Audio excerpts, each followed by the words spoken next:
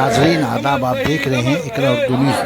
Corona के बीच 21 जुलाई शहीद दिवस के मौके पर वार्ड 43 तृणमूल कांग्रेस की कौंसलर शगुफ्ता परवीन की क़यादत में 30,000 के करीब शहीदियों को खराज अक़ीदत पेश किया गया।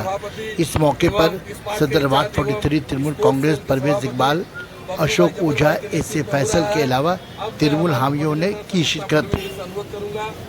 आज ये झंडा तोलन करके शहीदों को सच्ची श्रद्धांजलि दे और आज के इस प्रोग्राम का 47 नंबर में घोषणा किया जाता है। इसके बाद हम लोग वार्ड में विभिन्न जगह घूमकर 10-12 जगह जो हमारा आज का ये प्रोग्राम है शुरू करेंगे।